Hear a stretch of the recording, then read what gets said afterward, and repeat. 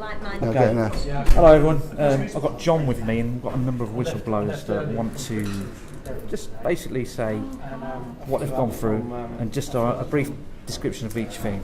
Right, we're at the Police Whistleblowers Conference in the north of England, and someone calling me there. Really what we're here to do is sort of see how we can move this forward and try and get justice for the public and to stop police officers from being bullied in the horrendous manner that they are.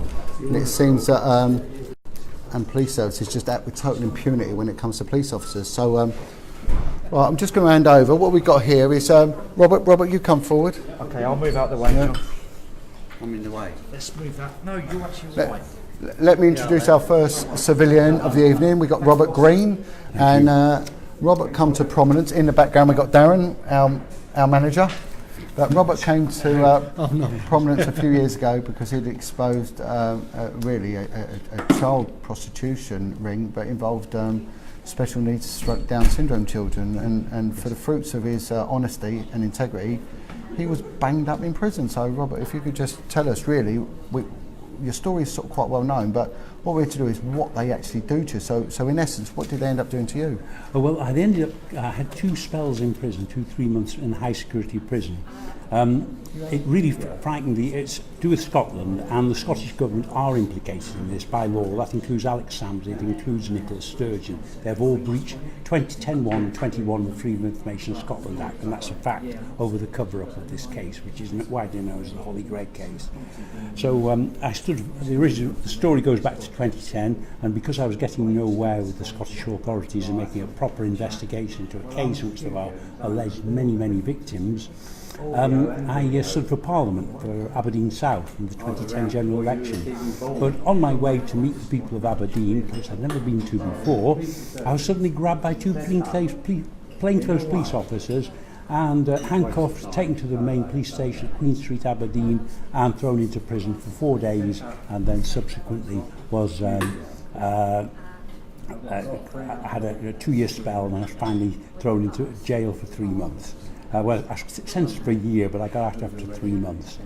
And then a bit later on, I persisted in getting the case open because Holly had named a number of other victims as well. She named 22 abusers. She was believed by the Criminal Injuries Compensation Authority and had all expert documents actually confirming that she had been the victim of sexual abuse. So there's no question about the fact that she was a victim of rape, multiple rape, but the police did not question a single person, and that remains the case until this day. And this was sworn in court at my trial by Police Constable Lisa Jane Evans. She confirmed that not one person, despite the overwhelming expert evidence, was even questioned about the abuses. And that is why I brought it to the attention. And Robert, as an Englishman, you was put into the Scottish prison system, which has notoriety in Europe for being quite a brutal place. And so tell us about your survival tactics in there. Oh, well, I didn't have any problem when I was in prison, actually, because one of the people involved had been named by Holly was a prominent local sheriff, a judge as we know them in England. And when I had the other officers, the officers of the prison, the other prisoners, the governors were all absolutely wonderful to me. So I had it was really terrific actually in the support that I got, because I had actually named a person who all the prisoners knew was a member of a very dangerous ring, and the fact I'd gone for him publicly made it that in fact I was very much on their side, so everybody was absolutely wonderful. So if anybody was worried about me at the time, they needn't worry, because people were wonderful. No, turn it on, open the door. Right, and if we what we're seeing here is, sorry, I'm just trying to coordinate. Well, let's just get Maggie on before we lose her.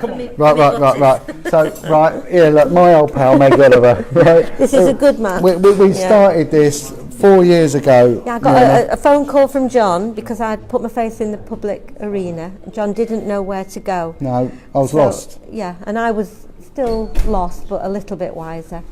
And we have supported each other as a listening ear, really. But John is a very brave person. I thought he was going to really lose. Yeah, so did I. I thought he was going to lose his life and his livelihood, but he's stuck with it. And But what I now want to we're- say to the public is that we're getting criticism from people saying because they're police officers, they're disingenuous, maybe they're cynical. We're doing this for the victims and survivors of abuse, and we've both suffered so badly throughout this. And we have, I mean, our losses have been monumental, but Yeah, we're here but still. it's worthwhile It because is worthwhile, yeah. I feel that we're talking out for people who don't have a voice, make a difference. And I wish I didn't know what I now know, No. but I do, and I can't put it back in the bag. And to think that there are so many good, honest, honourable police officers like John and I, doing their job day to day, feeling that we're doing the right thing. The people at the top of those organisations They know what's are going more interested in covering up corruption, yeah, 100%. in getting a big salary and a big pension. And even when people speak the truth and expose the corruption, they shoot the messenger. They destroy And him. we're trying to make a difference, and we're trying to pull together so that nobody else has to go through what we've been through. No, it has to stop. And if we're getting it, the poor victims get nothing. They get nothing. They get denigrated and they get thrown away. Their lives are destroyed. They are destroyed, yeah. And they were written off for so many years as particularly victims of abuse, making a lifestyle choice. They are bad children. They are bad people. They're not bad. Liars. They were vulnerable. They needed They protecting. need help, yeah. And that's what the police and social services are there for. So we are trying to be heard. Well, for and put an the end to this victims, for the victims. We're doing this for Yeah. the victims. And there has been comments that we're doing it for self-interest. No. There's not one of us have done it. We have suffered so badly, we would never do that. We're here for you, for the victims. We're here to put an end to this. We're reaching out to other police officers. Come forward, drop the fear and join us. And I'm saying to Chief Constables, if you know about this, stop doing it. Please stop doing it. It's wrong. The public don't want you doing it, and you shouldn't be doing it. It's illegal. Here, thank you. Thank you, everybody. Bye-bye.